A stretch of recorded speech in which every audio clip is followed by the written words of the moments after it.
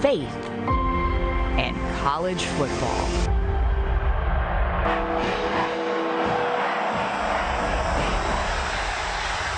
But on this night, the final showdown of the year moves to a new stage on America's newest cable news network. 40 days before the Iowa caucuses, millions of votes are still up for grabs. And 4 candidates are fighting for every last one of them. Who could catch fire and shock the political world? 2024 is do or die for us. We're not getting a mulligan on this. Governor Ron DeSantis. We have to have a new generational leader. Former Ambassador Nikki Haley. You're either pro-American or you're anti-American. That is the choice we face. Vivek Ramaswamy. We deserve better character in the White House. Former Governor Chris Christie. Live on News Nation, news for all America. The lights are on. The field is set. It's game day in Alabama. And who knows what the tide will roll in.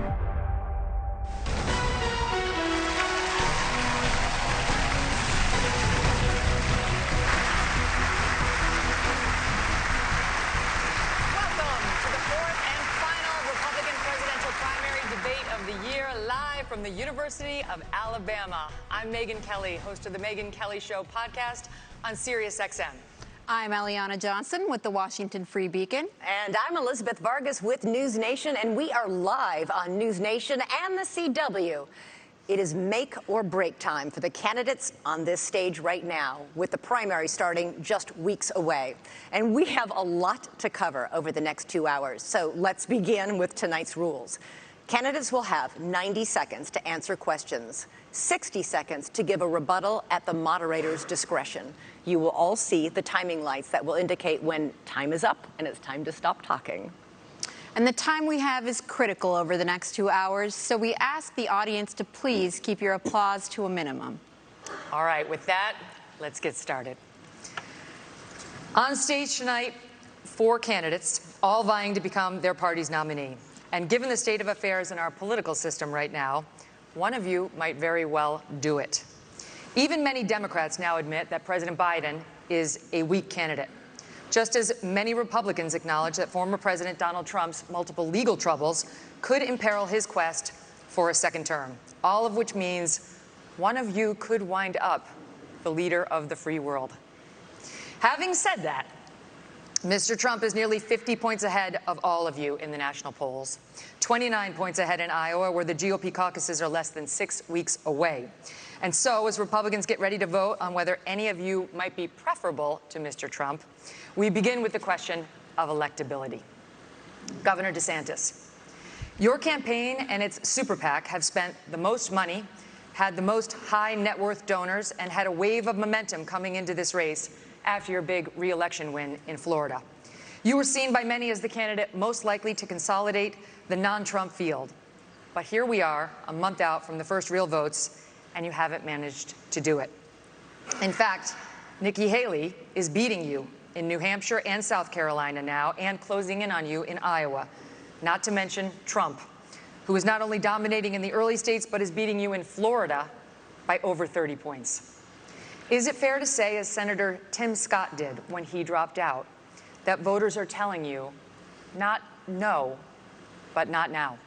So we have a great idea in America that the voters actually make these decisions, not pundits or pollsters. I'm sick of hearing about these polls, because I remember those polls in November of 2022. They said there was going to be a big red wave. It was going to be monumental, and that crashed and burned. The one place it didn't crash and burn was in the state of Florida. They weren't predicting that I would win the way I did, and I won the greatest Republican victory in the history of the state of Florida. I'm looking forward to Iowa and New Hampshire. The voters are going to be able to speak, and we're going to earn this nomination. And here's what we need. I am sick of Republicans who are not willing to stand up and fight back against what the left is doing to this country. You've got to be willing to stand strong, and you've got to be willing to beat these people. I'm the only one running for president that has beaten these people on issue after issue. We beat the teachers' unions when we did school choice. We beat Fauci on COVID. We beat George Soros when we removed 2 of his radical district attorneys. We beat the Democrats on election integrity. I have delivered results. That's what we need for this country. And you have other candidates up here like Nikki Haley. She caves anytime the left comes after her, anytime the media comes after her. I did a bill in Florida to stop the gender mutilation of minors. It's child abuse and it's wrong. She opposes that bill. She thinks it's fine and the law shouldn't get involved with it. If you're not willing to stand up for the kids, if you're not willing to stand up and say that it is wrong to mutilate these kids, then you're not going to fight for the people back home. I will fight for you and I will win for you. Ambassador Haley, you left government service in 2018 with just $100,000 in the bank. 5 years later, you're reportedly worth $8 million, thanks to lucrative corporate speeches and board memberships like you had with Boeing. Weeks ago, you met with Wall Street heavyweights, including leaders from JP Morgan, Goldman Sachs, and BlackRock. Several other billionaire investors are reportedly ready to endorse you, or recently have, all of which comes with expectations. Aren't you too tight with the banks and the billionaires to win over the GOP's working class base, which mostly wants to break the system, not elect someone beholden to it? Well, thank you. It's great to be here. You know, first I'll tell you, just to respond to Ron, he continues to lie about my record. I actually said his Don't Say Gay bill didn't go far enough because it only talked about gender until the 3rd grade. And I said it shouldn't be done at all, that's for parents to talk about. It shouldn't be talked about with schools. In reference to donors coming on board, look, we will take support from anybody we can take support from. But I have been a conservative fighter all my life. I was a Tea Party candidate when I became governor. We opposed every single corporate bailout we possibly could. We passed tort reform. We passed one of the toughest illegal immigration laws in the country.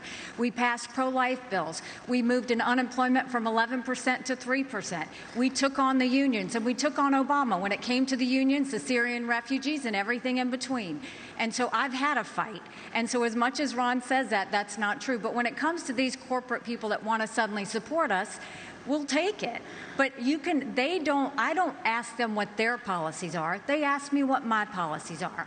And I tell them what it is. Sometimes they agree with me, sometimes they don't. Some don't like how tough I am on China. Some don't like the fact that I've signed pro-life bills. Some don't like the fact that I may oppose corporate bailouts. That doesn't matter. That's who I am. And that's why the most conservative grassroots group in the country, Americans for Prosperity, endorsed me last week.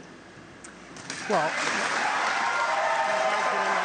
because you didn't respond to the criticism. It wasn't about the Parents' Rights and Education bill. It was about prohibiting sex change operations on minors. They do puberty blockers. These are irreversible. Talk to Chloe Cole. She went through this. Now she's an adult. She's warning against it. She may never be able to have kids again. That is what Nikki Haley opposed. She said the law shouldn't get involved in that. And I just ask you, if you're somebody that's going to be the president of the United States and you can't stand up against child abuse, how are you going to be able to stand up for anything? That is the truth. We have it on video. I said that if you have to be 18 to get a tattoo, you should have to be 18 to have anything done to change your gender. You said the law should stay out of it. We're gonna get to this in more detail later. Let's finish with electability, but trust me, we're coming back to this issue. Mr. Ramaswamy, for months you campaigned as a unifier. Then you stood up at the first debate and attacked all of your competitors as bought and paid for. The second debate, you changed your tune, saying these are good people on this stage, admitting you can come across as a bit of a know-it-all and rejecting the practice of personal insults. By debate number 3, you called Nikki Haley corrupt, accused Ron DeSantis of wearing high heels, and told Ambassador Haley she should keep a closer eye on her daughter. Can you see how this has led some to conclude you are not, in fact, a unifier, and to question your authenticity? Megyn, I think there's a time and place for everything. We need somebody in the White House who absolutely is going to be a fighter when it counts. And I did say that there were some good people on that stage in that third debate. Doug Burgum was on that stage at that time, and I'll say that jokingly. Ron DeSantis is a good person, too.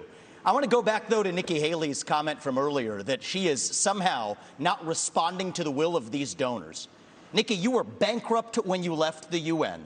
After you left the UN, you became a military contractor. You actually started joining service on the board of Boeing, whose back you scratched for a very long time, and then gave foreign multinational speeches like Hillary Clinton is, and now you're a multimillionaire. That math does not add up. It adds up to the fact that you are corrupt. And when I said they were bought and paid for, I meant the Republican establishment, not the Democratic establishment. Now you have Reid Hoffman, the person who's effectively George Soros Jr., funding lawsuits across this country against Donald Trump to keep him off the ballot, funding left-wing causes. We discovered this week that he is one of Nikki Haley's largest supporters. Larry Fink, the king of the woke industrial complex, the ESG movement, the CEO of BlackRock, the most powerful company in the world, now supporting Nikki Haley. And to say that doesn't affect her is false, because it's after that meeting later that day that she says that every American needs to be doxxed by having their ID, their government-issued ID, tied to what they say on the internet. So I think that this is far more corrupt than I even imagined when I entered politics. But I will say this. It is going to take a leader from the outside, with fresh legs, from the next generation to unite this country. Not the broken politicians who are puppets of the puppet masters, but the actual people in this country. Thomas Jefferson was 33 when he wrote the Declaration of Independence. I think it's going to take somebody whose best days in life are still ahead to see a country whose best days are ahead of itself. And I think I can reach that next generation better than anybody else in this race. Thank you. Response. Megyn. First of all, we weren't bankrupt when I left the UN. We're people of service. My husband is in the military, and I served our country as UN ambassador and governor. It may be bankrupt to him, but it certainly wasn't bankrupt to us. Secondly, I did serve on the board of Boeing. I did a lot of work with Boeing when I was governor. They were a great partner to me. I served for 10 months. And then when they decided after COVID that they wanted to go for a corporate bailout, I've never supported corporate bailout, so I respectfully stepped back and got off the board. I love Boeing. They build good commercial airplanes. They build airplanes for our Air Force. I am proud of them. They employ a lot of people in South Carolina. But that's why I left the Boeing board. There's nothing to what he's saying. And in terms of these donors that are supporting me, they're just jealous. They wish that they were supporting them. But I'm not going to sit there and deny Let me get the governor in, and then I'll go So, to the governor's and hands. Vivek, he wrote a book talking about ESG and these woke corporations and BlackRock. The idea that I want to do that in Florida, they were managing our part of our pension, and then when they did the ESG, I took $2 billion away from BlackRock. We took action. This ESG, they call it environment, social governance, and again, Nikki is meeting with all these people. They want to use economic power to impose a left-wing agenda on this country. They want basically to change society without having to go through the constitutional process. We've kneecapped it in the state of Florida. The next president of the United States needs to be able to go to that office on day one and end ESG. And the fact of the matter is, we know from her history, Nikki will cave to those big donors when it counts. And that is not acceptable.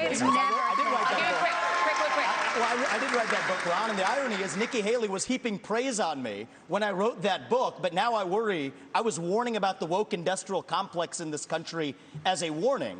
Apparently, she read it as a how-to manual, just like she reads George Orwell's books as well. And so I think that that's actually far more dangerous than, this is really important for people to understand. We're marching towards fascism under Biden. Jack Smith has subpoenaed every last retweet that someone has issued from Donald Trump in the year 2020. The only person more fascist than the Biden regime now is Nikki Haley, who thinks the government should identify every one of those individuals with an ID. That is not freedom. That is fascism. And she should come nowhere near the levers of power, let alone the White House. I've got to get to Governor Christie. I haven't forgotten about you, sir. No, but can I just say, can you speak? I really appreciate it. How you doing, sir? Good to see you. Can you please speak to the requirement that you said that every anonymous internet user needs to out themselves? They're both hitting you on it. I would be happy to, and I love all the attention, fellas. Thank you for that.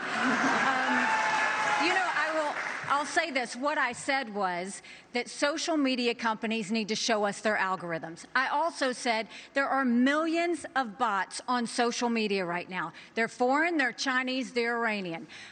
I will always fight for freedom of speech for Americans. We do not need freedom of speech for Russians and Iranians and Hamas. We need social media companies to go and fight back on all of these bots that are happening. That's what I said. As a mom, do I think that social media would be more civil if we went and had people's names next to that? Yes, I do think that, because I think we've got too much cyberbullying. I think we've got child pornography and all of those things.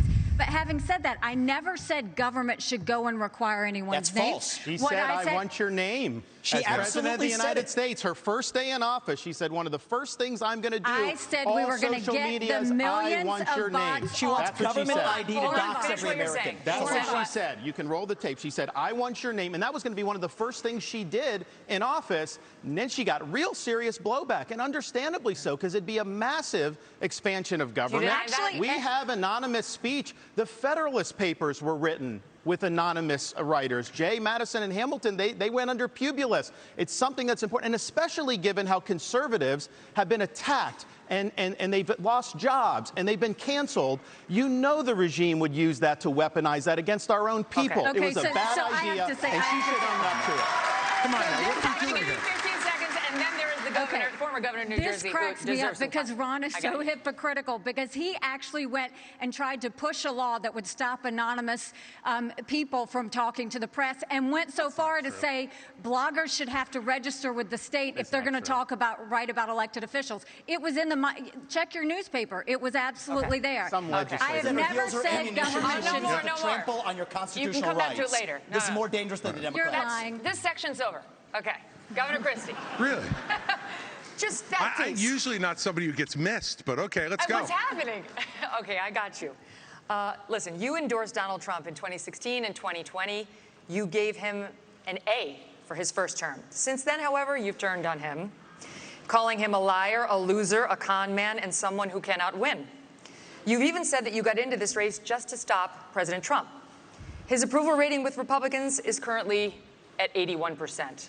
Yours is at 25. Your best state is New Hampshire, and even there, 2/3 of GOP voters say they would be angry and disappointed if you won. Respectfully, Governor, you have not stopped Mr. Trump, and voters may wonder how you could possibly become the nominee of a party that does not appear to like you very much. Yeah, well, look, Megyn, it's often very difficult to be the only person on the stage who's telling the truth, and the only person who is taking on what needs to be taken on. I look at my watch now. We're 17 minutes into this debate, and except for your little speech in the beginning, we've had these three acting as if the race is between the four of us. The fifth guy, who doesn't have the guts to show up and stand here, he's the one who, as you just put it, is way ahead in the polls. And yet, I've got these three guys who are all seemingly to compete with, Voldemort, he who shall not be named.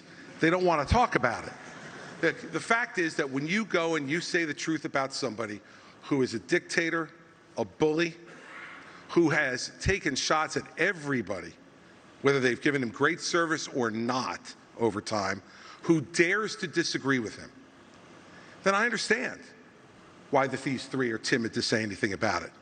Maybe it's because they have future aspirations. Maybe those future aspirations are now, or maybe they're 4 years from now. But the fact of the matter is the truth needs to be told. And for us to go 17 minutes without discussing the guy who has all those gaudy numbers you talked about is ridiculous. I'm in this race because the truth needs to be spoken. He is unfit. This is a guy who just said this past week that he wants to use the Department of Justice to go after his enemies when he gets in there. I mean, the fact of the matter is, he is unfit to be president, and there is no bigger issue in this race, Megyn, than Donald Trump, and those numbers prove it. Governor Christie, we will be addressing that issue of Donald Trump in just a moment, but I'd like to first get to some questions on Israel. Governor DeSantis, tonight as we speak, the war is back on in Gaza. Israeli tanks are on the move and have surrounded the home of the leader of Hamas. 8 Americans have been held hostage in the tunnels beneath Gaza for 60 days now. American troops and warships in the Middle East are under attack. How far would you go as president to secure the release of those 8 American hostages? And would it include sending American forces into combat? We have to look out for our people. When there are hostages, Commander-in-Chief, you have to do whatever you can to get them done. But the overall issue with this is this administration is trying to hobble Israel from being able to defend itself. They have a right to eliminate Hamas and win a total and complete victory so that they never have to deal with this again. Hamas wants nothing less than a second Holocaust. They would wipe off every single Jew off the map. They would destroy the state of Israel if we could. Joe Biden will say they support Israel, and then they do nothing but try to kneecap them every step of the way. You should not try to direct their war effort. We should work together with them so that they can bring Hamas to heel. Look, I served in Iraq back in the day. I'm the only one running for president that served in the military. I understand that part of the world. It's not the best part of the world. We do have troops there that Biden is leaving basically as sitting ducks. And you have the Iranians that are attacking these troops, and he's responding with basically pinpricks. If you harm an American service member, you're going to have hell to pay when I'm president. We are not going to let our troops be sitting ducks. We also need to look at what's the underlying problem here. Iran. Biden is doing nothing to bring Iran to account. You got to turn the screws on them. Don't let them have any oil revenue. The money they get, they send to Hamas, they send to Hezbollah, and they foment jihad throughout the Middle East. So Biden has empowered Iran just like he's empowered other adversaries. We stand with Israel. They're our best ally in the Middle East. We have a unique relationship with them, and you will see a strong relationship when I'm the president of the United States. But would you send American troops? Elizabeth, look, this is the problem with the first three debates. Ron gets asked a question, and he doesn't answer it.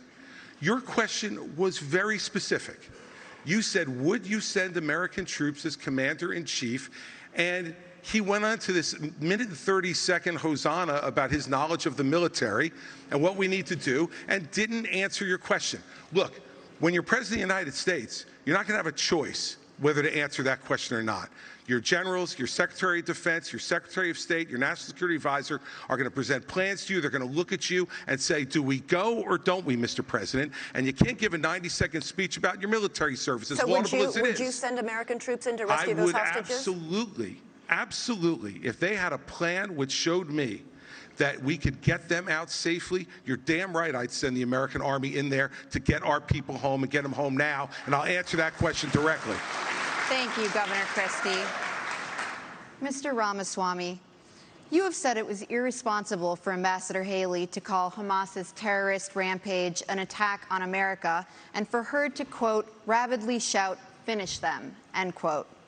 The Hamas terror attack left dozens of Americans dead and was the deadliest attack on Jews since the Holocaust. Why wouldn't it be a good thing to finish Hamas? Finish them was purposefully vague in a discussion that included Iran, which is what I objected to. And I think it's, as U.S. president, you have to be responsible. What happened to Israel was dead wrong. What Hamas did was medieval. It was subhuman. It was immoral. And we have to call that out for what it is on October 7th. But to say that that was an attack on America fails a basic test. I mean, Nick, if you can't tell the difference between where Israel is and the U.S. is on a map, I can have my 3-year-old son show you the difference. That is irresponsible because it has major consequences, because that doesn't leave room for what actually is an attack on America. So I believe I have the strongest pro-Israel position actually on the stage, even though it's a little bit different than the standard GOP talking points. And it is this.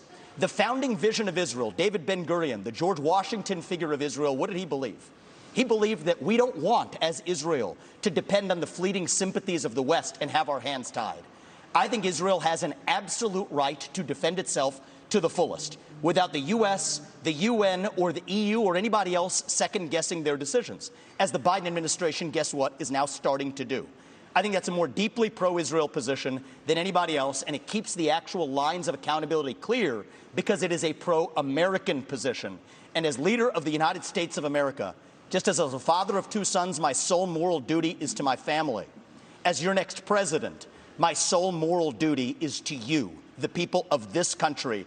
That's how I'm going to lead. So I'll tell Bibi, you smoke the terrorists on your southern border, you go ahead and we're rooting for you. We're going to smoke the terrorists on our own southern border, and that's how I'm going to lead this country.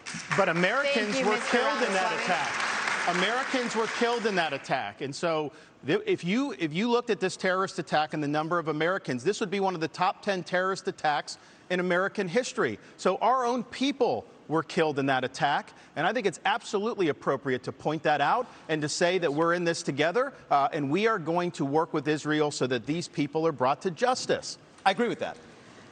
Ambassador Haley, I'm coming to you. Iran is on the threshold of becoming a nuclear state. The Wall Street Journal reported that Iranian military leaders gave the green light for Hamas's attack on Israel. You said in last month's debate that, by contrast to the Biden administration's approach to Iran, you would, quote, punch them once and punch them hard. Were you saying that it's time to bomb Iran? No, I was not saying it's time to bomb Iran, but I will tell you, I dealt with Iran every day when I was at the United Nations, and they only respond to strength. What they don't respond to is when you weaken the sanctions like they did on Iran that allowed China to send them billions to fill their proxies. What they don't respond to is when you give $6 billion for 5 hostages. That only makes them want more hostages. What they don't respond to is when they do 140 strikes on our men and women in Syria and Iraq, and we do nothing but just some small shots back. You've got to punch them, you've got to punch them hard, and let them know that. That's the only way they're going to respond. So the way you do that is you go after their infrastructure in Syria and Iraq where they're hitting our soldiers. That's what you do, and then that's when they'll back off. The problem is you have to see that all of these are related. If you look at the fact Russia was losing that war with Ukraine. Putin had hit rock bottom. They had raised the draft age to 65. He was getting drones and missiles, drones from Iran, missiles from North Korea. And so what happened? When he hit rock bottom, all of a sudden, his other friend, Iran, Hamas goes and invades Israel and butchers those people on Putin's birthday. There is no one happier right now than Putin because all of the attention America had on Ukraine suddenly went to Israel. And that's what they were hoping is going to happen. We need to make sure that we have full clarity that there is a reason, again, that Taiwanese want to help Ukrainians because they know if Ukraine wins, China won't invade Taiwan. There's a reason the Ukrainians want to help Israelis because they know that if Iran wins, Russia wins. These are all connected. But what wins all of that is a strong America, not a weak America. And that's what Joe Biden's given us. I want to say one thing about the tie to Ukraine, if I may. So foreign policy experience is not the same as foreign policy wisdom. I want everybody at home to note that I was the first person to say we need a reasonable peace deal in Ukraine. Now a lot of the neocons are quietly coming along to that position, with the exceptions of Nikki Haley and Joe Biden, who still support this, what I believe is pointless war in Ukraine. And I think those with foreign policy experience, one thing that Joe Biden and Nikki Haley have in common is that neither of them could even state for you 3 provinces in eastern Ukraine that they want to send our troops to actually fight for. Look at that. This is what I want people to understand. These people have, I mean, she has no idea what the hell the names of those provinces are, but she wants to send our sons and daughters and our troops and our military equipment to go fight it. So reject this myth that they've been selling you, that somebody had a cup of coffee stint at the UN and then makes $8 million after, has real foreign policy experience. It takes an outsider to see this through. Look at the blank expression. She doesn't know the names of the provinces that she wants to actually fight for. And there's her puppet masters right there, the donors right there that are playing her like the puppet masters. Hold on. Let me just say something here. You know, his reasonable peace deal in Ukraine, he made it clear. Give them all the land they've already stolen, promise Putin you'll never put Ukraine in Russia, and then trust Putin not to have a relationship with China. Let me tell you something. That's no reasonable. That's not my deal. That's not my deal, yes, Chris. It's exactly what you said. You do this at every debate. I'll tell you exactly what it is. Don't interrupt me. I didn't interrupt you. Okay? You say this. About how you want to send our kids to die. You do this at every debate. You go out on the stump and you say something. All of us see it on video. We confront you out on the debate stage. You say you didn't say it, and then you back away. And I want to say exactly what I said, Chris. I'm not done yet. Well, this is now look. This is nonsense. This man is spewing. This man is spewing nonsense. Let me tell you something. This is the fourth debate that you would be voted in the first 20 minutes as the most obnoxious blowhard in America. So shut up for a little while. I'm going to respond to that. Your version of We're going to let you respond to that. We're going to let you respond to that. I'll take that. Finish. I want to say something else. We're now 25 minutes into this debate, and he has insulted Nikki Haley's basic intelligence, not her positions, her basic intelligence. She doesn't know regions. She wouldn't be able to find something on a map that his 3-year-old could find.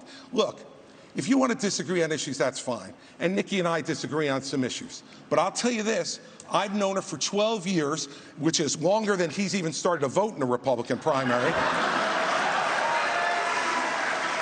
And while we disagree about some issues and we disagree about who should be president of the United States, what we don't disagree on is this is a smart, accomplished woman, and you should stop insulting her. So I'm going to take this, several times over. So first of all, I think we just learned something from Chris Christie. We learned three things. We learned three things right there. First of all, Chris Christie also doesn't know what provinces in eastern Ukraine he actually wants us to fight for.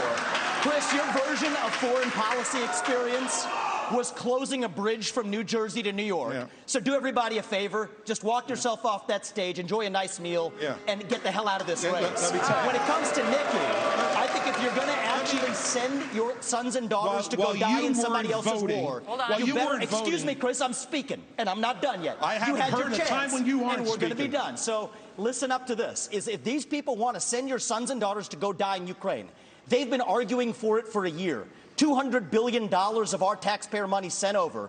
Neither of them could even name for you the provinces that they actually want to protect. And this is the people who have been touting their so-called foreign policy experience. It is intellectual fraud. These people are lying to you, the same people who told you about weapons and mass destruction in Iraq. To justify that invasion, didn't know the first thing about it, yet they sent thousands of our sons and daughters to go die. The same people who told you the same in Afghanistan, where the Taliban is still in charge 20 years later. $7 trillion of our national debt due to these toxic neocons. You can put lipstick on a Dick Cheney, it is still a fascist neocon. Thank you, and you Mr. see that today. Thank you, Mr. It's Dick Cheney all over again in this party. Thank you, Mr. Ramaswamy. 15 seconds. Name the provinces. Neither of you could even name the first thing about Eastern Ukraine. I think we've had enough of this. And Crimea. Think about that. Let me just... It's actually, Crimea is the wrong answer. All right. The floor is Christie's. All right. Let me just say this. You know, this is the kind of thing where he talks about experience. You know, I was the U.S. attorney in New Jersey when the terrorist attacks were launched against the United States in 2001. I brought the first two cases in this country against terrorists who tried to attack us again. And I know about the threat of terrorism and bullying in this country and around the world. And at that time, he was learning about the provinces in Ukraine, sitting with his smart-ass mouth at Harvard. That's what was going on.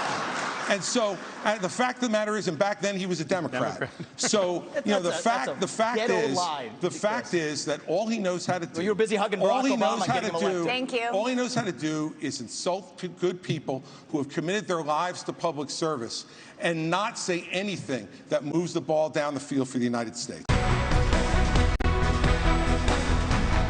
Welcome back to the Republican primary debate live on News Nation from Tuscaloosa, Alabama. We are now going to go to the crisis on the southern border. Polls show immigration and the crisis are among the most pressing issues for Republican voters right now. Both the issue of migrants crossing illegally into our country and the separate issue of fentanyl being smuggled in mostly through legal ports of entry. All year, News Nation has been at the border documenting the crisis. In 2023 alone, Border Patrol encountered a record 2.4 million migrants. All four of you have talked tough. The question now is, how realistic is the talk? So, Governor DeSantis, I'd like to start with you. You have pledged to send the military to the southern border on day one of your administration with orders to shoot, quote, stone cold dead anyone illegally entering with a backpack that you believe contains fentanyl. Critics have called this a shoot first, ask questions later policy that would amount to extrajudicial killing. You are a former military lawyer. Why do you think this idea of yours would be legal? The drug cartels are invading our country, and they are killing our citizens by the tens of thousands every year. We had a situation in Florida. There was an 18-month-old baby that was crawling on the floor of an Airbnb rental. There was fentanyl residue on the carpet, and the baby died. Is this acceptable in this country? I know the elites in D.C., they don't care. They don't care that fentanyl's ravaging your community. They don't care that illegal aliens are ravaging our community and overwhelming our community. The commander-in-chief not only has a right, you have a responsibility to fight back against these people. And does that mean shooting first? It means you're going to categorize them as foreign terrorist organizations, and we will identify just like we would anywhere. When I was in Iraq, the Al-Qaeda wasn't wearing a uniform. You'd see anyone walking down the street, they all had man dresses on. You didn't know if someone had a bomb, an IED attached or not. And so you had to make a judgment based on intelligence, based on positive identification. But we're going to be able to get the intelligence on these cartel people. And here's the thing. If we had a wall across the southern border, which I support, this would not have happened. We need to build a wall across the southern border. I'll get it done, and Mexico is supposed to pay for it. Remember, here's how you do that. I am going to have fees on remittances from foreign workers when they send the money back to foreign countries. We're going to tax it, and we're going to build a wall with that. So yes, you should have had that, but we don't have it. I'm going to build it, but we have to lean in on this problem. I am not going to sit there and allow mothers to lose more kids because of fentanyl overdose. I am not going to sit there and let sex trafficking go unabated or human trafficking go unabated. There's going to be a new sheriff in town, and these drug cartels better buckle up. Thank you. Ambassador Haley, you have pledged to catch and deport all migrants who are here in this country illegally, but then you said in Londonderry, New Hampshire last month that you will not deport those who are working and paying taxes rather than feeding off the system. Which is it? So first of all, what I said is all of the 7 or 8 million illegals that have come under Biden's watch absolutely have to go back. We have to stop the incentive of what's bringing them over here in the first place. Biden just gave temporary protective status to 500,000 Venezuelans. That's 500,000 Social Security cards. That's 500,000 driver's licenses. And I know from my time at the United Nations, the first thing they do is pick up the phone and said, we came over, come on over. And that's what sends more. You have to go and deport these people so they know it can't happen again. For those that have been here longer than that, we've got to start seeing who is it, how long have they been here, have they been vetted, have they paid taxes, have they been working, and figure out who else is out there. But what I know is my parents came here legally. They put in the time, they put in the price. They are offended by those that are coming illegally. We can't let them skip the line. But when you talk about fentanyl like you did before, let's look at something else. Yes, I think we should send special operations over and take out the cartels. I think we should do a remain in Mexico policy so they never step foot in U.S. soil in the first place. But look at where fentanyl came from. Let's go to the heart of the matter. It came from China. That's why we need to end all normal trade relations with China until they stop murdering Americans with fentanyl. I promise you, they need our economy. They will immediately stop that. But this is where Trump went wrong. Trump was good on trade, but that's all he was with China. Because here he allowed fentanyl to continue to come over.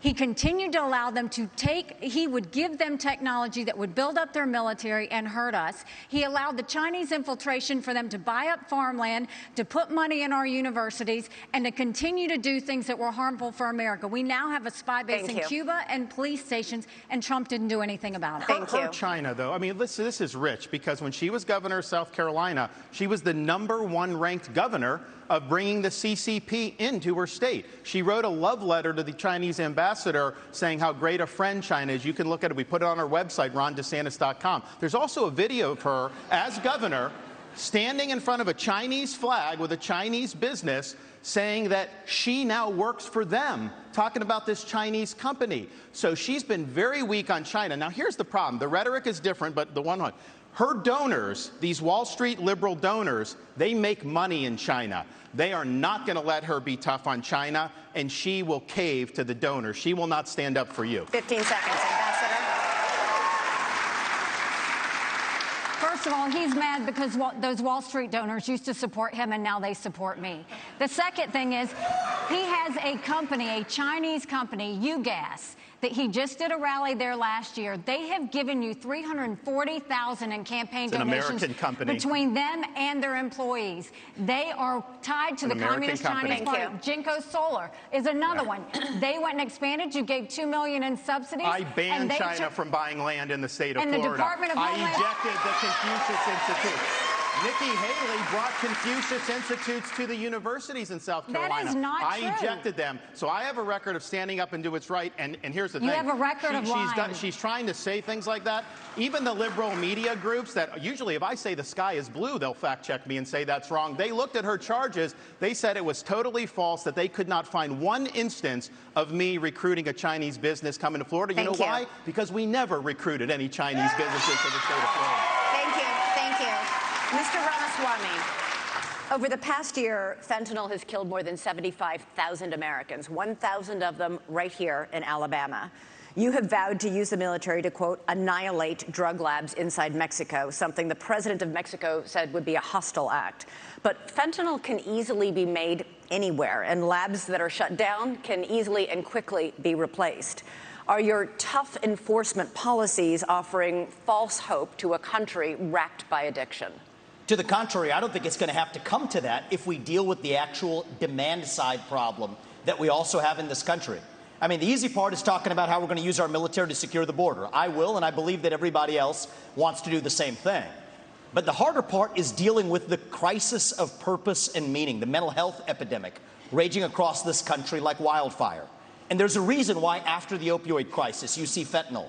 And even after we get fentanyl, and we are going to be sure to make sure we do it, this one is worse for many reasons. They're illegally lacing it into pharmaceuticals, so it's more dangerous. But we're deluding ourselves. The real false promise here is thinking that we're going to have dealt with that underlying mental health epidemic in this country by just dealing with the demand side of it. But I want to get back to this issue of the root cause, because a lot of these are coming from labs in Wuhan, China, of all places. Drug materials that are going to the Mexican drug cartels that they're pumping across that southern border like a modern opium war.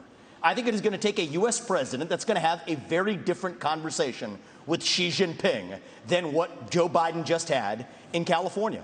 I will tell Xi Jinping, you will not only not buy land in this country or donate to universities in this country, U.S. businesses won't expand into the Chinese market until they're playing by the same set of rules.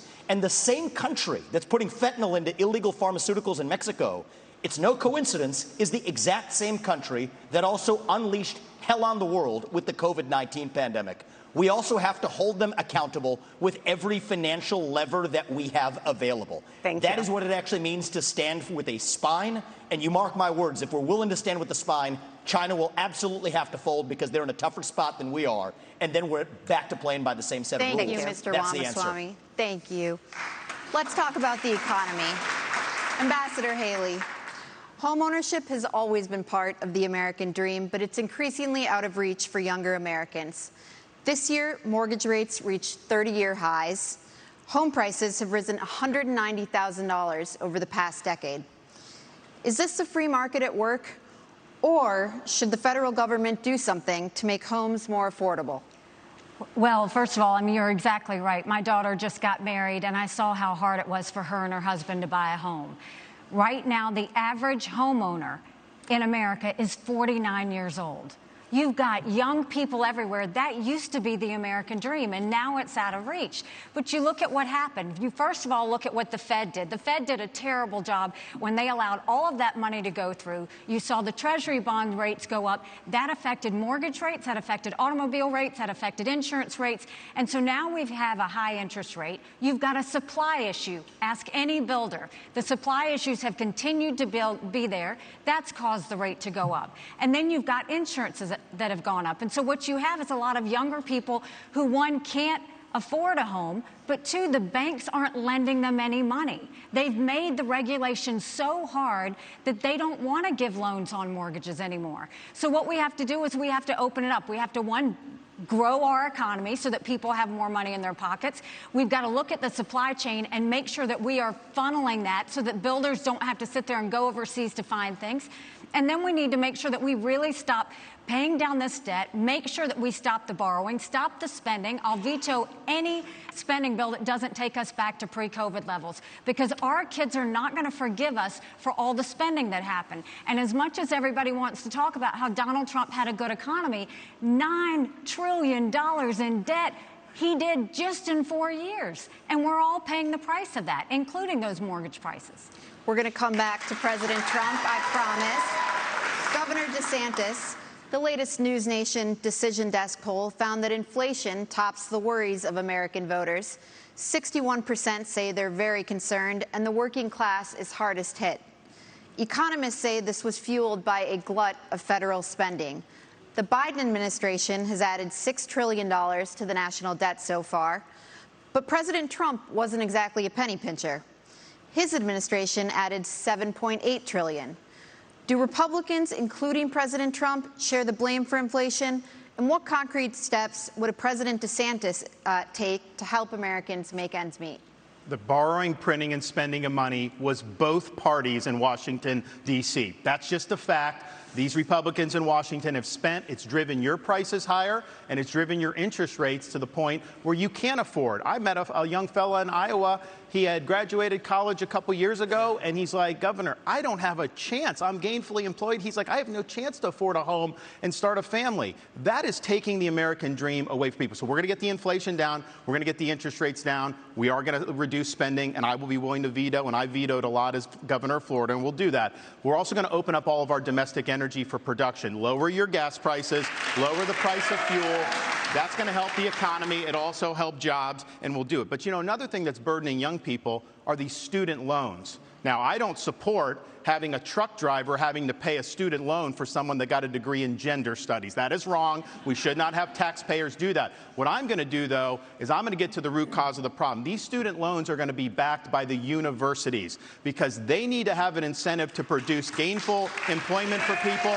They should not be indulging in ideological studies. They should be focusing on things that work. And we're going to take some of this money and we're going to move it to actual vocational training. In Florida, we doubled apprenticeships. We have more truck drivers. These are in-demand skills. Don't let anybody tell you that the only way you can be successful is through a 4-year brick and ivy degree. That's one way you can be. It's not the only way, and we're going to fix that problem in the United States of America. Mr. Ramaswamy, you've praised cryptocurrency like Bitcoin as an opt-out from our, quote, broken financial architecture, and you oppose efforts to regulate it. The head of the largest international crypto exchange just pleaded guilty to allowing his platform to launder money for terrorists, including Hamas. You say your cryptocurrency plan will, quote, ensure economic freedom for Americans, end quote. Won't it also ensure economic freedom for fraudsters, criminals, and terrorists? Look, fraudsters, criminals, and terrorists have been defrauding people for a long time. Our regulations need to catch up with the current moment. The fact that SBF was able to do what he did at FTX shows that whatever they have as the current framework isn't working. And I think it is nothing short of embarrassing that Gary Gensler, the current leader of the SEC, in front of Congress, could not even say whether Ethereum counted as a regulated security or not. And so I think that this is just another example of the administrative state gone too far. Here's the dirty little secret in American politics today. The people who we elect to run the government are not the ones who are even actually running the government. It is the bureaucrats in those 3-letter agencies that are writing regulations that Congress never gave them the authority to write. And the good news is a U.S. president can absolutely fix that. That takes a U.S. president with a spine. So what I've said is in my administration, by the end of year 1, we will have a 75% reduction in the number of federal bureaucrats. We will shut down government agencies that should not exist. We will rescind any regulation that fails the test of West Virginia versus EPA, which is the most important Supreme Court case of our lifetime, that said if Congress didn't delegate that to an administrative agency, then it's unconstitutional. These are seismic changes. These are big changes that the next president can deliver without asking Congress for permission or for forgiveness. And I want people to understand that distinction, because people have been sold myths by politicians for a long time saying, I'm going to work with Congress to do this or that. Much of what you've heard on the stage from the other politicians fit that description. They need Congress. The things that I'm promising you, this is what the leader of the executive branch gets to do under Article 2 of the Constitution. Thank you, sir. Cut down the bureaucracy. That's how we grow our economy, and put the Federal Reserve in its place. This is part of the crypto discussion. No. 90% headcount reduction at the Fed. You're out of time. 15 seconds, Governor DeSantis. So one of the dangers that we're going to face, Biden wants, is a central bank digital currency. They want to get rid of cash, crypto. They want to force you to do that. They'll take away your privacy. They will absolutely regulate your purchases. On day one as president, we take the idea of central bank digital currency and we throw it in the trash can. It'll be dead on arrival. I agree with that. Gotta get a break. Gotta get a break. I have a whole second hour to get to. It's exciting. And when we come back, we got a big subject. Huge, you might even say. Donald Trump. Stay tuned.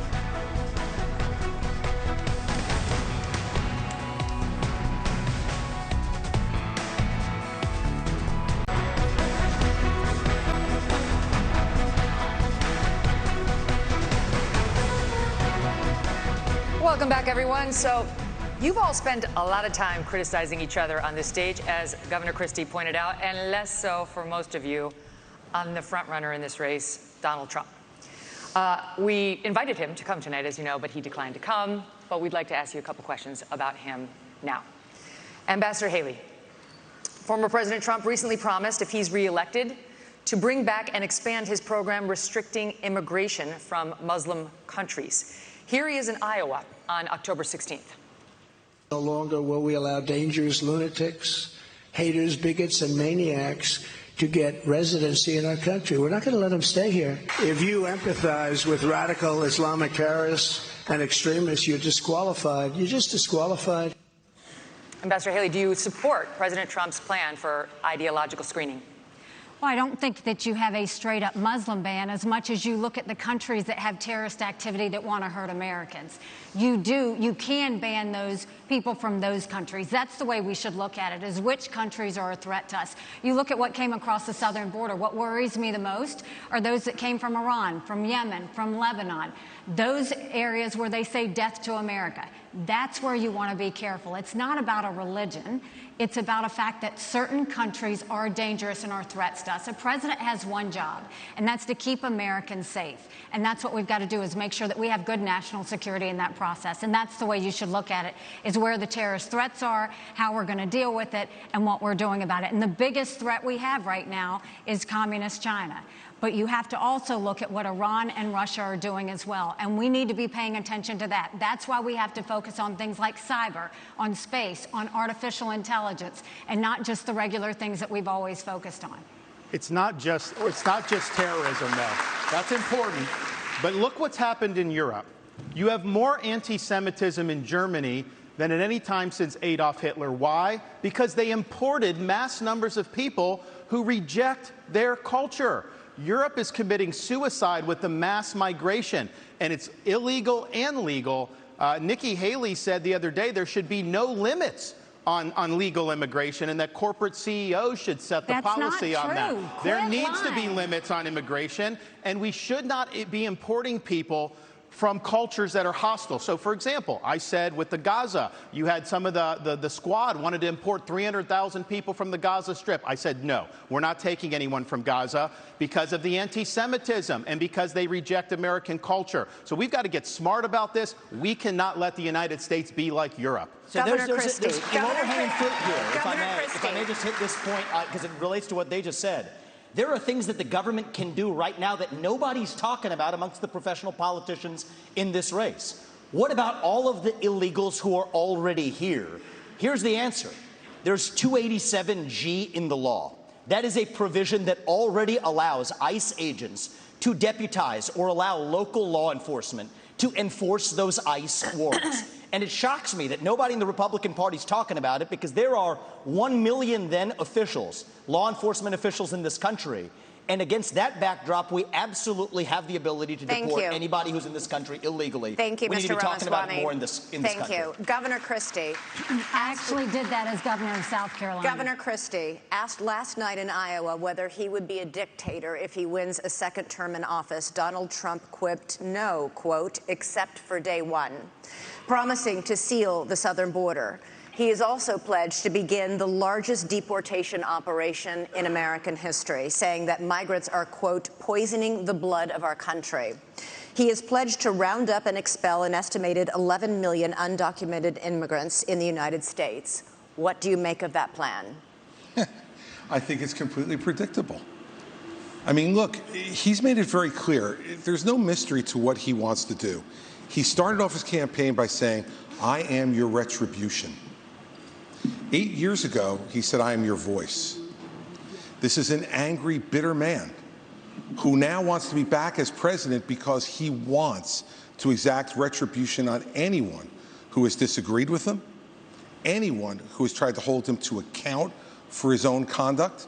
And every one of these policies that he's talking about are about pursuing a plan of retribution. And yet, at the first debate, my three colleagues on this stage, when asked if he would be convicted of federal felonies, would they still support him, raised their hand, looked into the camera, and let everybody know that they would still support him even if convicted of federal felonies. Federal felonies, by the way. Federal felonies which involve our election process, federal felonies which involve the most sensitive of our governmental secrets, federal felonies where he instructed others to commit crimes, folks who are now agreeing to go to jail because of what they did in his name. So do I think he was kidding when he said he was a dictator? All you have to do is look at the history.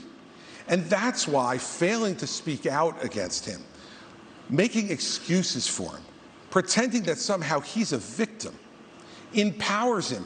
You want to know why those poll numbers are where they are? Because folks like these three guys on the stage make it seem like his conduct is acceptable. Let me make it clear.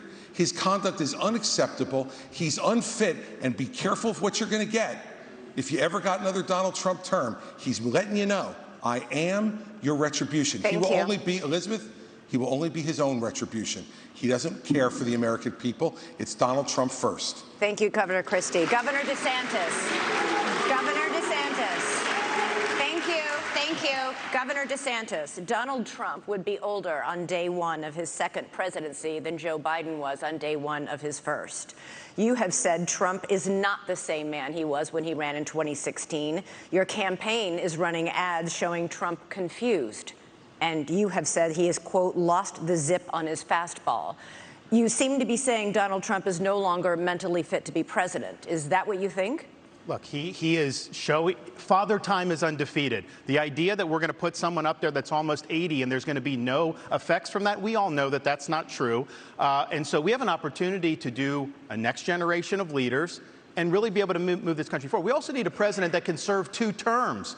I don't think Donald Trump, I think he's going to have, I don't think he'd be able to get elected. The Democrats want him to be the nominee. We see that.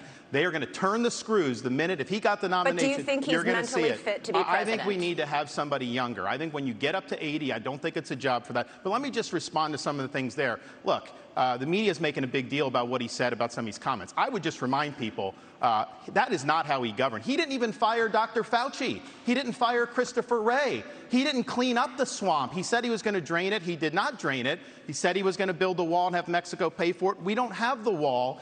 He did say in 2016 he'd have the largest deportation program in history. He deported less than Barack Obama did when Barack Obama was president. So some of these policies he ran on in 2016, I was cheering him on then, but he didn't deliver it. Here's what I can promise people. 100% of the things I promised as governor, I delivered on those promises. I beat the left time and time again, and that's what I'll do for you as president. We got to start winning again as a party. Yes, win the election, but we've got to start getting these issues. I will go in and wreak havoc on this bureaucracy. You will see people fired, and we are going to bring a reckoning for how this government handled COVID-19.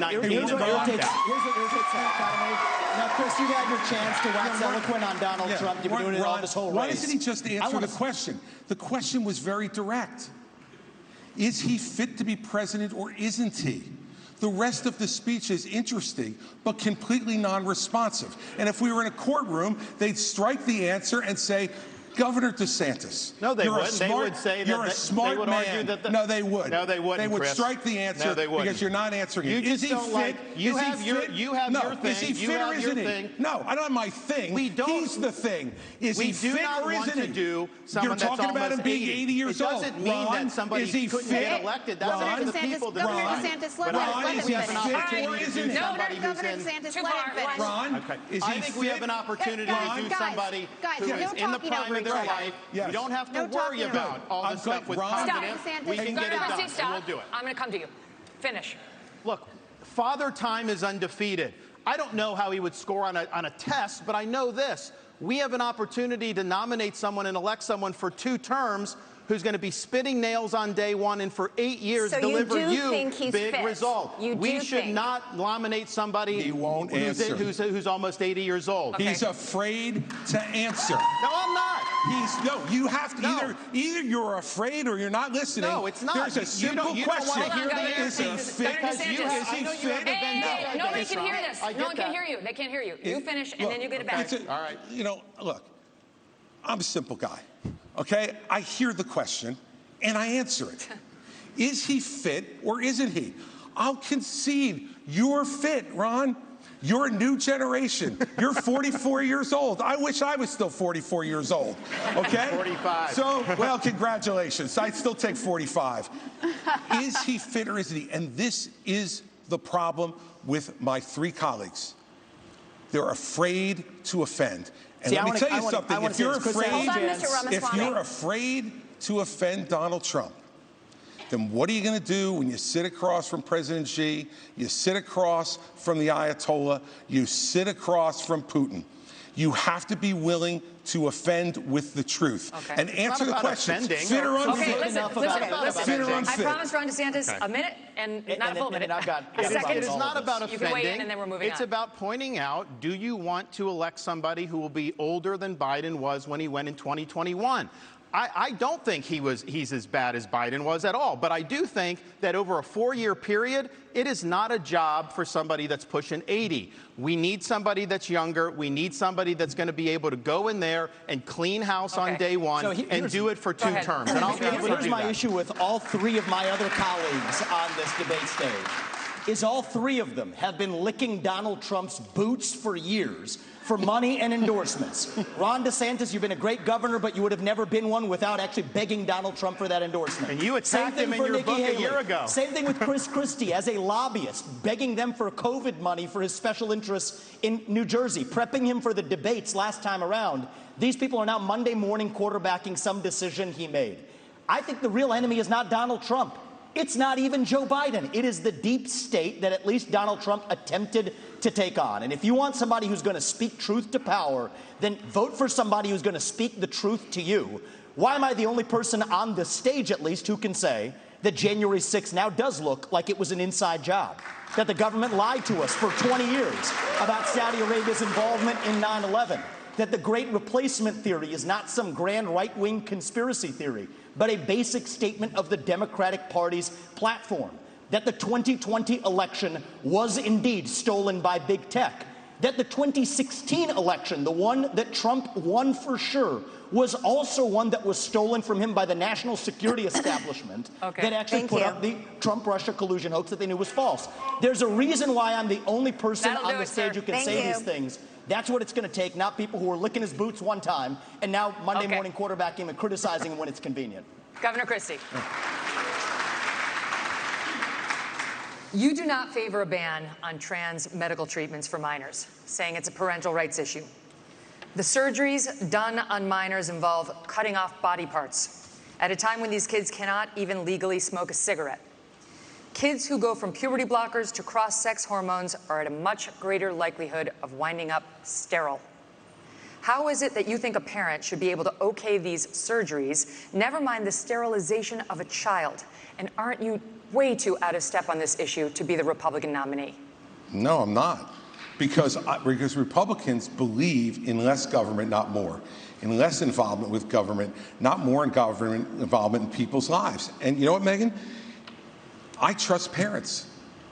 And we're out there saying that we should empower parents in education.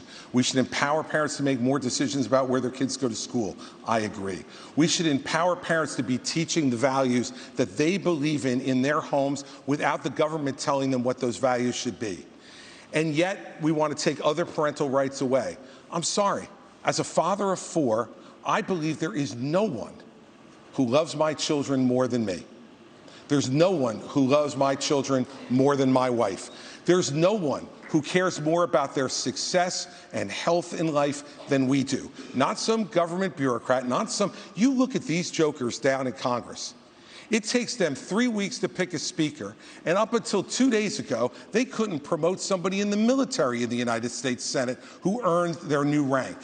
And we're going to put my children's health and my decisions in their hands for them to make those decisions, for Joe Biden to make those decisions, for me and for my wife. Let me just say this. This is not something I favor. I think it's a very, very dangerous thing to do. But that's my opinion as a parent, Megyn.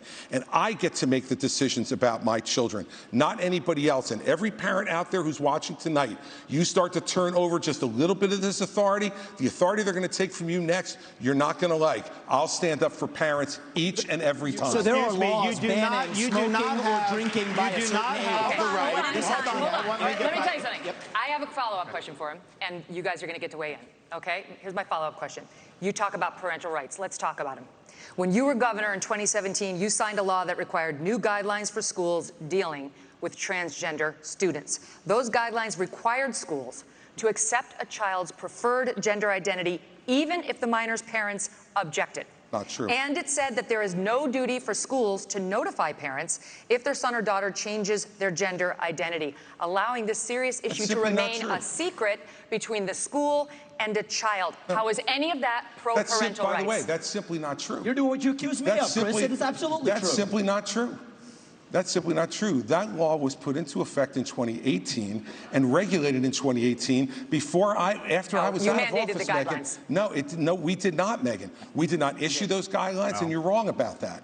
Simply wrong. I have stood up each and every time. So I think if this is one issue that's disqualifying, it's this one.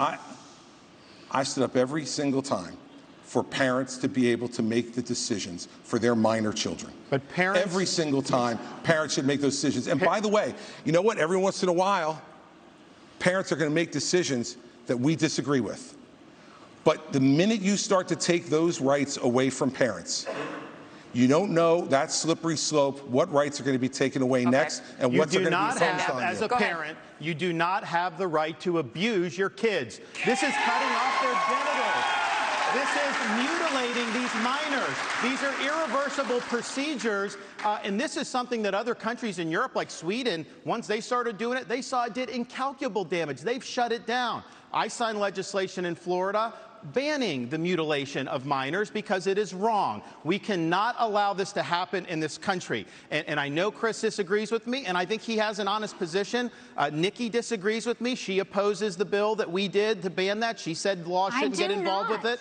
You said the law shouldn't get involved with it. She also, though, I think, and this flows from what she did as governor of South Carolina, they had a bill to try to say that men shouldn't go into girls' bathrooms. And she killed that bill, and she bragged that she killed that bill. Even to this day, she bragged that.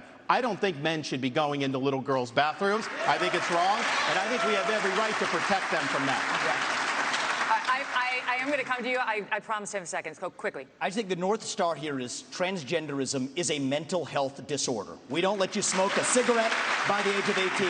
We don't let you have an addictive drink of alcohol by the age of 21. And I just challenge Ron DeSantis to go one step further and support what I think is clearly within the authority to do, using federal funds just like Reagan did in '84 for the Highway Act that said the minimum drinking age needs to be 21. We can do the same thing when it comes to banning genital mutilation or chemical castration. I know Ron's been unclear about that on the federal level. I'm crystal clear. That's where I stand. Got it. That's a mental health disorder. That's where we need to be at. Go ahead. So first of all, Ron has continued to lie because he's losing. No, it's not a lie. You are lying. You said it on tape. So first of all, I will say that when I was governor, 10 years ago, when the bathroom situation came up, we had maybe a handful of kids that were dealing with an issue. And I said, we don't need to bring government into this, but boys go into boys' bathrooms, girls go into girls' bathrooms, and if anyone else has an issue, they use a private bathroom. Now, 10 years later, we see that this issue has exploded. And this shows how hypocritical Ron continues to be. When he was running for governor and they asked him about that, he said he didn't think bathroom bills were a good use of his time. You can go look that up. I signed a bathroom bill in Florida, so that's obviously not true.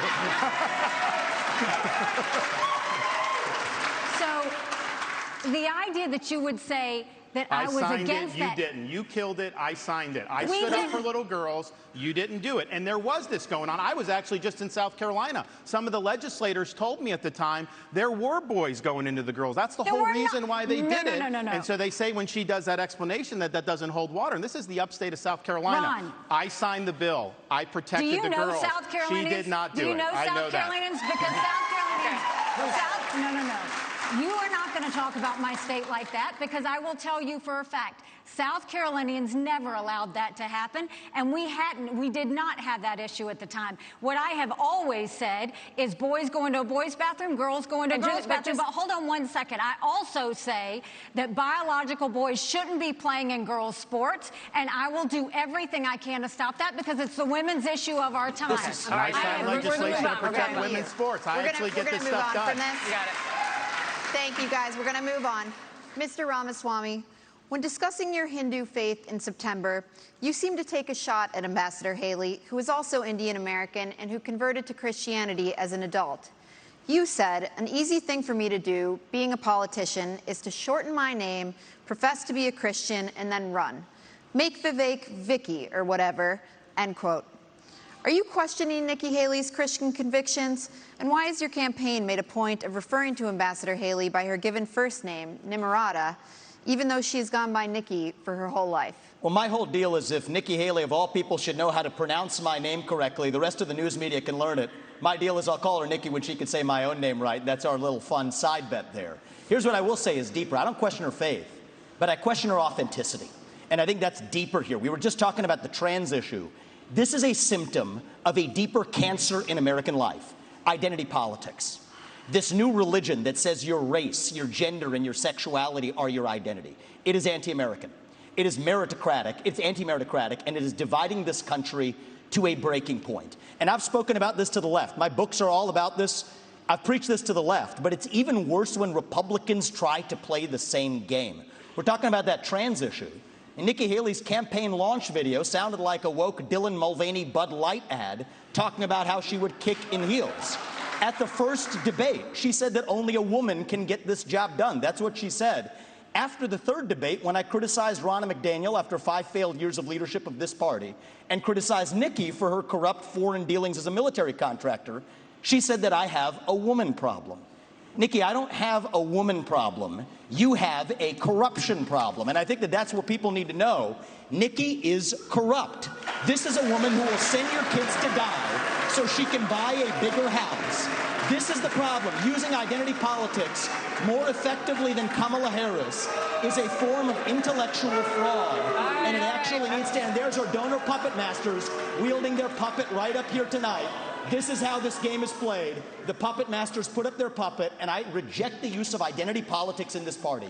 It has been a cancer coming from the left, and I'm sick and tired of the double standards. The people of this country are too. Having 2 X chromosomes does not immunize you from criticism. Thank you, sir. Thank you. Governor Haley, would you like to respond? No. It's not worth my time to respond to him. You have been using identity politics at every step. She knows it's true, and that's why she's actually hiding from it. Sir, we're not going to give you a response to the question that was to you. Okay, we got to move on to this. Now, by arrangement with the Republican National Committee, we've got 2 questions for you about the Justice Department and our election system. Here's Tom Fitton with Judicial Watch. Governor Christie, this one's for you. President Trump and many of his supporters claim federal law enforcement agencies have abused his civil rights for the last 8 years by, among other things, spying on him and now prosecuting him while having treated Hillary Clinton and Joe Biden with kid gloves. A recent Gallup poll shows that Americans think more highly of the U.S. Postal Service than they do the FBI or Justice Department. What would you do as president to restore the faith of the American people in these agencies? Well, first off, I'm the only person on this stage who's actually done a job in the Department of Justice. I was the U.S. Attorney in New Jersey in the 5th largest office in this country, appointed by President Bush on September 10th, 2001. And it was an extraordinary time in this country to be on the front lines of fighting the greatest attack against our country since Pearl Harbor. And I'm proud of the 7 years I spent in the Justice Department. And one of the reasons I am is because I had an Attorney General when I came in named John Ashcroft. And John Ashcroft stood up and told each and every one of us our job was to do one thing, to make sure justice was done every day, regardless of partisanship, regardless of gender or race or any other consideration. And that's what we did for 7 years. And at a time when our country was at its greatest moment of danger in the last 40 years, we did exactly that, and there was not another domestic terrorist attack on this soil. So what I would do as president, having had that experience, and the only one who's had that experience, is to pick an attorney general who will absolutely do the same thing that John Ashcroft did, to pick U.S. attorneys who will only care about making sure that justice is done without regard to any other consideration but the facts that are presented and whether someone is guilty beyond a reasonable doubt and the government can prove it. We have had attorneys general like Eric Holder and Loretta Lynch and Jeff Sessions and now our current attorney general who have not met that standard. And the only way you restore people's faith in the justice system is to put someone like that in charge of the Justice Department, and then as president, to get the hell out of the way on anything that involves criminal investigations. If a president's involved in trying to do something and put their thumb on the scale, as Donald Trump says he will do, that makes people much less likely to believe our justice system can be fair. Thank you. Thank you. Governor DeSantis, this next one's for you. Back to Tom Fitton.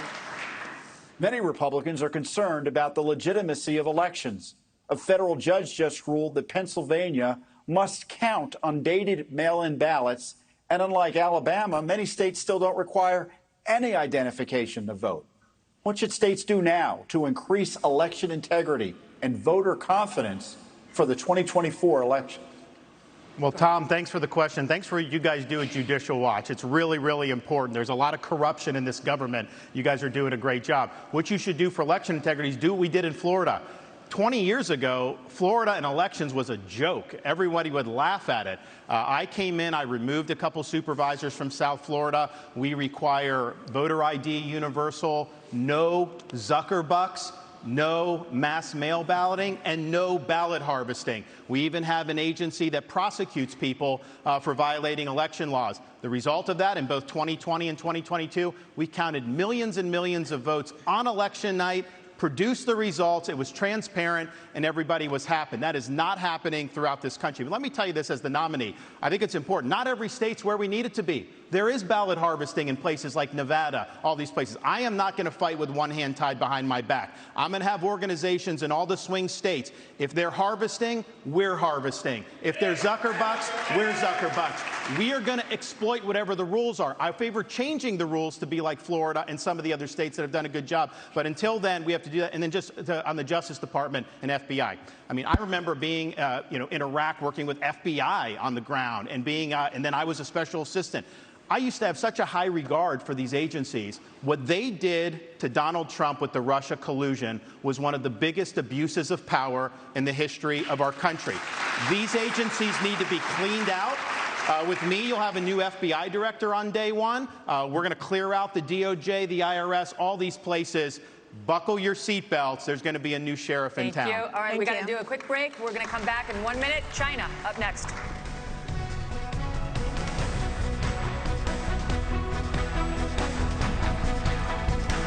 Welcome back to the final GOP presidential primary debate of 2023.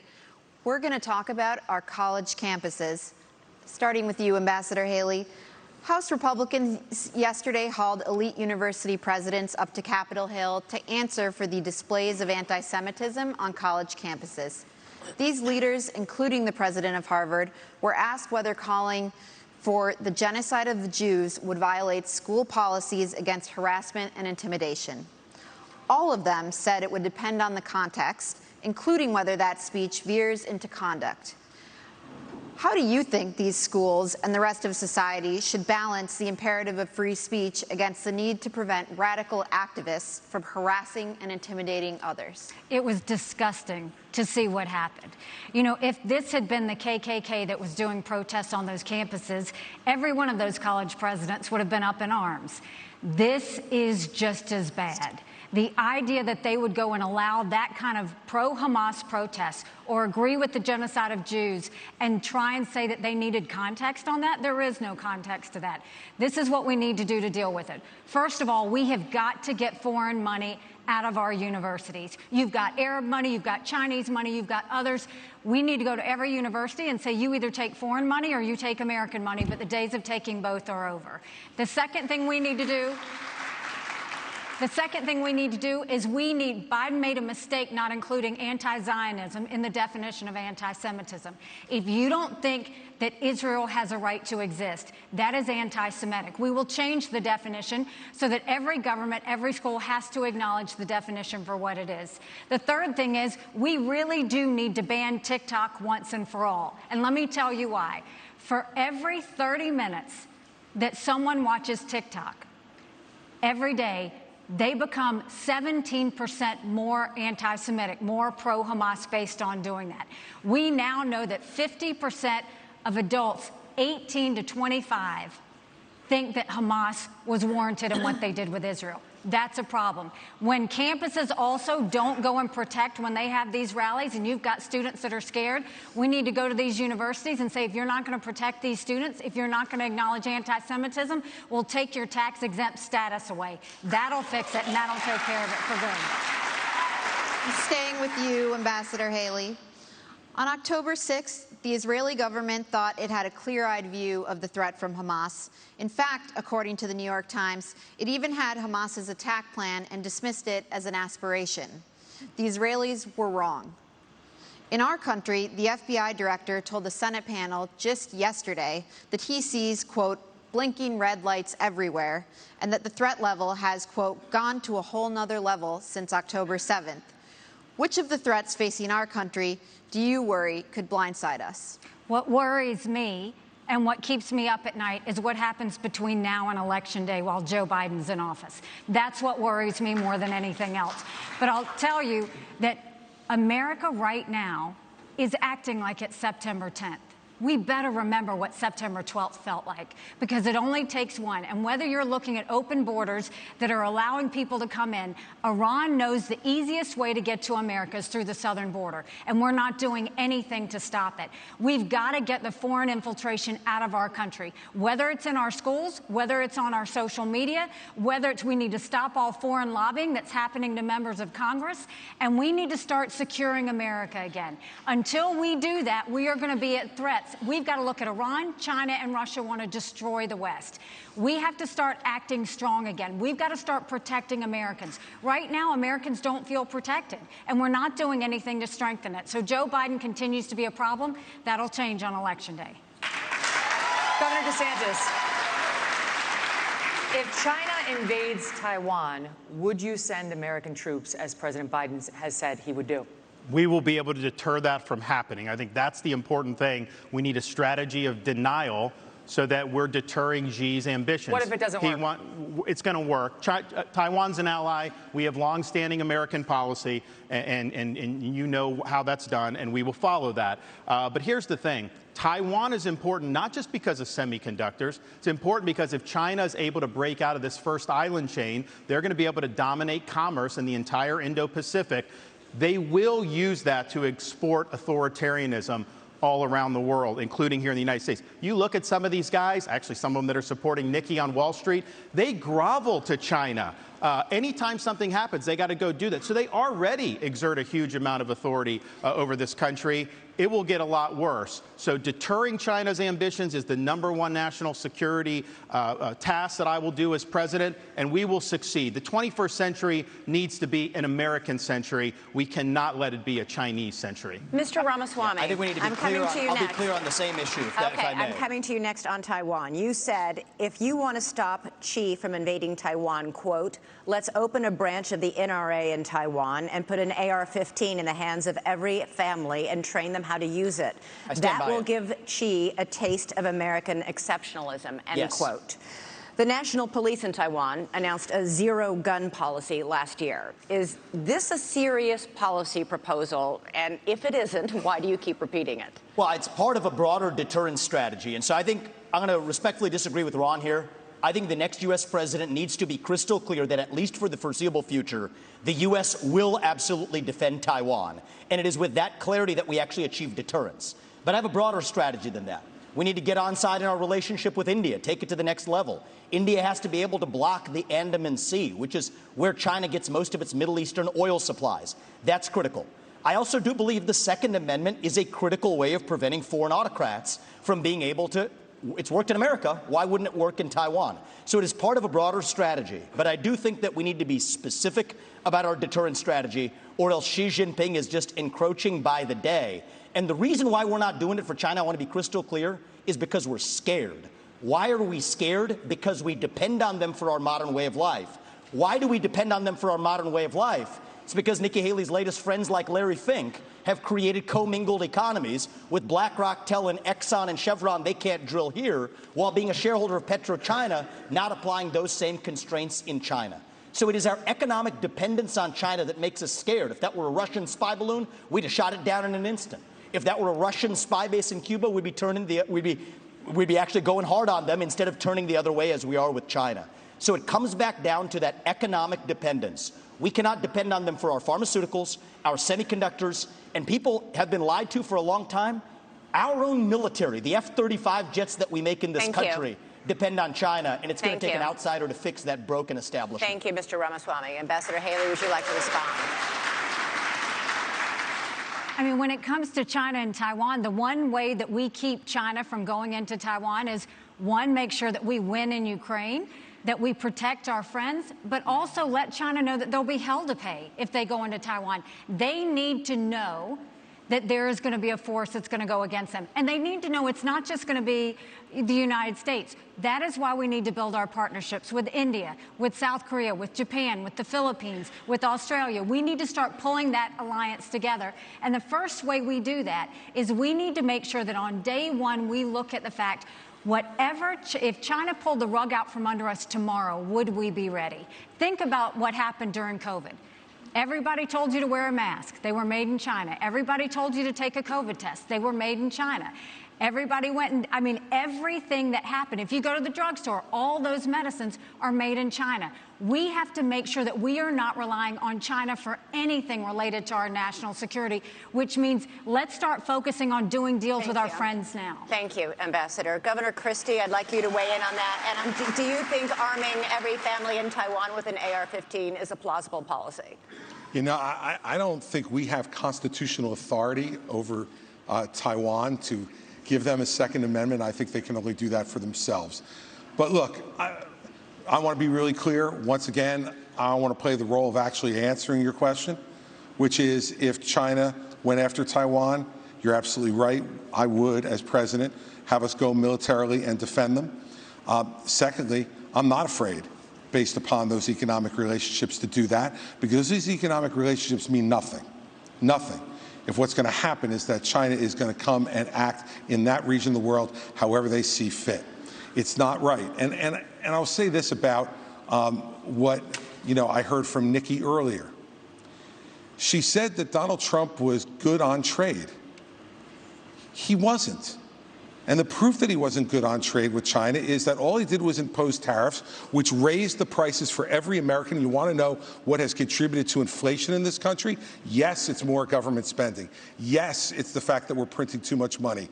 Absolutely. But it is also the increase in prices that were driven by Donald Trump's tariffs. And one last thing. You can't say he was good on trade because he didn't change one Chinese policy in the process. He failed on it. Thank you, Governor Christie. Governor DeSantis, switching subjects here. For 15 years, Republicans have been burned by politicians' promises to repeal Obamacare. Trump repeatedly promised to replace it with, quote, something terrific, but failed to propose anything.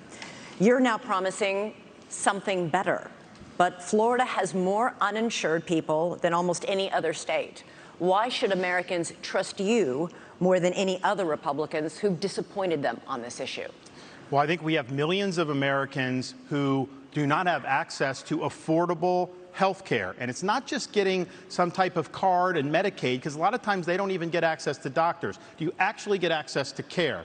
The other thing is we have millions and millions of people who don't have access to good doctors and good hospitals. Florida did not expand Obamacare. I think the states that did that, I think, are struggling financially. So that, yes, we declined to do that, and I don't think that that was the right policy to do. But we are going to go after the cost. You're paying too much for everything. We've actually addressed this in Florida in some ways, but you need price transparency. You need to hold the pharmaceuticals accountable. You need to hold big insurance and big government accountable, and we're going to get that done. I think it's very, very important economically. I think it's very, very important for the country that we get that done. Go ahead. Yeah, so I actually wanted to, this is a very personal issue to our family. I wanted to take actually a minute to recognize my wife who's here today. Badass surgeon. She did a bunch of cases with cancer survivors earlier today, flew here to be tonight. We'll be back at 7 a.m. in Columbus, Ohio tomorrow, taking care of those patients in the OR. And on the front lines of people who have actually not swallowed for years. And here's what's something that's awful that's happening in our healthcare system. They'll pay for anything like feeding tubes, doctors to be pill pushers, but for the procedures that can actually make these patients better, we have a broken healthcare system that doesn't pay for it. My wife, Apoorva, in many cases, does not get paid for those procedures. She does them anyway because it's the right thing to do. But that does not work system-wide. So here's the answer. We don't have a healthcare system in this country. We have a sick care system. We need to start having diverse insurance options in a competitive marketplace that cover actual health, preventative medicine, diet, exercise, lifestyle, and otherwise. And here's how we deliver that. End the antitrust exemptions for health insurance companies. That's where the competitive marketplace begins. That's crony capitalism, and that's the answer. Okay, through Operation Warp Speed, the Trump administration and private industry developed a COVID vaccine in record time. The program protected the drug companies from virtually all lawsuits over vaccine injuries. The government has a program to compensate for such harm, but critics say it is a black hole of bureaucracy. 12,000 claims filed, 10% decided, only 8 payouts so far, in a forum with no right to counsel, no hearings, no appeals. Mr. Trump says he's very proud of Warp Speed. Should he be? Well, this question specifically on liability goes back to actually Reagan. And Reagan is a president who I admire. Many of us do. I think that reviving that spirit is in many ways going to be good for this country in so many ways. But one of the areas where he erred was this special form of lobbying to say that one kind of manufacturer, a vaccine manufacturer, cannot be sued for their product liability. So I have pledged, it is part of my legislative agenda, we will repeal that, just like we will repeal every other form of crony capitalism. People who have been harmed by those vaccines deserve accountability. They cannot be forgotten Americans. And I think one of the top lessons we learned from that COVID pandemic is that free speech in this country is most important in those alleged times of emergency. If we had been allowed to openly debate the merits of those vaccines, they would have been never mandated in the way that they were. And in general, I don't think that we should want capitalism and democracy to share the same bed anymore. It's time for a clean divorce. Let companies be companies, but I don't like the crony capitalism. This dates back a long time in both parties. And I think that we need to end the lobbying. And I personally believe that if you have been working in the government, you should not lobby that government for 10 years. If you have been a government elected official doing deals with companies, be they Boeing or be they pharmaceutical companies, you should not join the board of that company for 10 years after. The former chairman of the FDA, the leader commissioner of the FDA, ended up on the board of Pfizer. Nikki Haley did deals with Boeing, ends up on the board of Boeing. I don't care if it's a Republican or a Democrat. We need some basic principles that end the corruption in government. That's how we got the health insurance exemptions. That's how we got the pharmaceutical product liability exemptions. We end the corruption. We need a reckoning for what this government did during COVID-19. That includes the mRNA shots. They put it out. It was experimental. People wanted it. Then the government started trying to mandate it, to say you don't have a right to put food on your table if you don't take an mRNA shot that was under emergency use. They tried to take nurses away. Now, in Florida, we blocked that. We provided protections for everybody so that they wouldn't lose their job. You also have the FDA approving an mRNA shot for 6-month-old babies. There was no data to support that. They're doing it because big pharma will make money. So I'm going to go in there, CDC, NIH, FDA. We're going to clean house. There's going to be a reckoning because right now nobody's been held accountable for any of the damage. and they're going to try to do it again. When I'm president, this will never happen to our country ever again. Thank you, Governor DeSantis. And we will be right back in just a few moments for our closing statements from our 4 candidates at the Republican primary debate.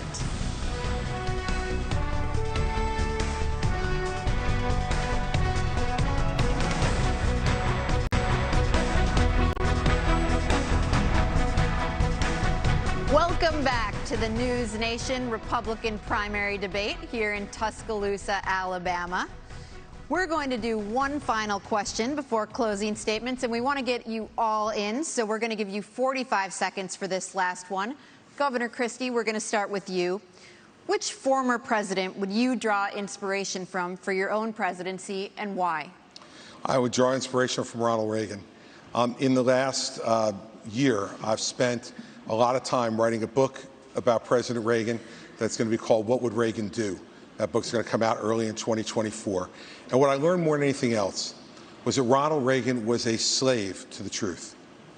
Ronald Reagan stood up for the truth, whether it was popular or unpopular at the moment. In 1964, he stood up against the John Birch Society when it was very unpopular to the party to do it, but he would not put up with our party standing for lies and deceit, even if it gave him political progress. That's the kind of president that I will be, and I would draw that inspiration from the 40th President of the United States, Ronald Reagan. Ambassador Haley. Well, I have to say, too, I think George Washington, when you look at the responsibilities he had of how do you go and take on this great American experiment and make sure that the people are protected. And they always knew that government was intended to secure the rights and freedoms of the people. It was never meant to be all things to all people. And then you look at Abraham Lincoln, and you look at the challenges, and you look at the division that happened in our country, and the ability to lead in spite of the loud noises and say, what will bring out the best in people to get us to go forward is always something that's important. And I think we need that now more than ever. Governor DeSantis. Reagan, Washington, Lincoln, excellent. One of the guys I'll take inspiration from is Calvin Coolidge. Now, people don't talk about him a lot. He's one of the few presidents that got almost everything right. He understood the proper role of the federal government under the Constitution. We need to restore the U.S. Constitution as the centerpiece of our national life, and that requires a president who understands the original understanding of the Constitution, who has a good sense of the Bill of Rights, and who knows how we've gone off track with this massive 4th branch of government, this administrative state which is imposing its will on us and is being weaponized against us. So Silent Cal knew the proper role of the federal government. The country was in great shape when he was president of the United States, and we can learn an awful lot from Calvin Coolidge. Over to you, Mr. Ramaswamy, to conclude our history lesson. Sure. Well, I will say Ron picked a president who was born on July 4th. I'll pick one who died on July 4th. It's Thomas Jefferson. He was 33 years old when he wrote the Declaration of Independence, and you all are sitting on a swivel chair today. He invented the swivel chair while he was at it, while writing that Declaration of Independence. That's that founding spirit that we miss, that we're the pioneers, we're the explorers, the guy who sent him out on the Lewis and Clark expeditions. And I think a lot about what would Thomas Jefferson say to today's Republican Party. And I think one thing he'd remind us of, we haven't talked about it as much tonight, but I think it is one of the interesting ideological discussions we're having in our party is freedom of speech. You get to express your mind freely no matter how heinous the opinion. Thomas Jefferson understood that. All right. He's an inspiration for me. Thank you, Mr. Ramaswamy. And believe it or not, it's time for closing statements. Governor Christie, would you like to begin? Sure, thank you. I want you all to kind of picture in your minds Election Day. You'll all be heading to the polls to vote, and that's something that Donald Trump will not be able to do because he will be convicted of felonies before then, and his right to vote will be taken away. You know, look, here's the bottom line. You can boo about it all you like and continue to deny reality. But if we deny reality as a party, we're going to have 4 more years of Joe Biden. When my colleagues here raised their hands and said they would support him even if he was a convicted felon, the bigger problem with it is they were confirming the lies he's told to the American people. If you're too timid to take on Trump, believe me, others will see that timidity. Xi, Putin and the Ayatollah, the border crossers on the southern border, and the criminals in our streets. They'll sense that timidity, and they'll take advantage of that failure of leadership. We need to get back to an old American idea that every person is responsible for their own conduct, even a president. I'll be the kind of president who has the humility that knows that you work for the people. It's not the other way around. I will earn your trust. I want to earn your vote. Thank you, Governor Christie. Mr. Ramaswamy? I'll use this to just address a topic we didn't talk about tonight, but I think is one of the most important topics that needs to be discussed. That is this climate change agenda that is shackling this country like a set of handcuffs. I said it at the first debate, and I stand by it. The climate change agenda is a hoax because it has nothing to do with the climate. That's what we have to see. 98% reduction in the climate disaster-related deaths in the last century. 8 times as many people are going to die of cold temperatures this year than warm ones. Yet against that backdrop, there's an issue coming up in Iowa. It's core to Iowa farmers. I met Kim Junker, Kathy Stockdale, and other farmers who are about to have a carbon capture pipeline built across their land using eminent domain to do it. That's unconstitutional and it's wrong. And if you thought COVID was bad, what's coming with this climate agenda is far worse. We should not be bending the knee to this new religion. That is what it is. It is a substitute for a modern religion. We are flogging ourselves and losing our modern way of life, bowing to this new god of climate, and that will end on my watch. It's the most critical issue that's coming up. Thank you. Thank you very much. Our country is in chaos. We see it on the southern border. We see it on our streets in our cities. We see it on college campuses. We feel it with our economy, with inflation and with debt. And we feel it around the world with wars in Europe and within the Middle East. We have to stop the chaos, but you can't defeat Democrat chaos with Republican chaos. And that's what Donald Trump gives us. My approach is different. No drama, no vendettas, no whining. I envision an America where we're protected from illegal immigration and Chinese infiltration. I envision an America where we unleash our economy and we reject socialism. But more importantly, I envision an America where we rediscover our national purpose and our pride. Thank you. I crushed Joe Biden in the polls. And if you give me this chance, we will crush him in November and take our country back. Governor. Go to NikkiHaley.com. Thank you, Ambassador Haley. Governor DeSantis.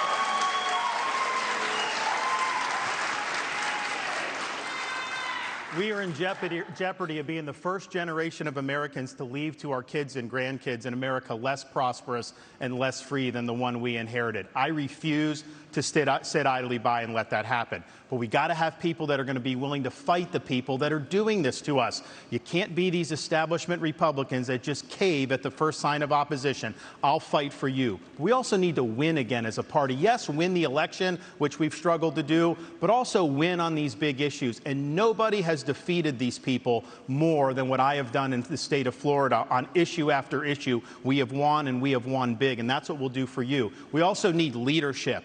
Leadership is not about doing what's easy. It's about being willing to set out that vision, knowing they're going to shoot arrows at you. They're going to come at you. I will fight the good fight. I will keep the faith, and I will finish the race. Thank you, and God bless you. Thank you, all of you. Thanks to all of you. Thanks for watching.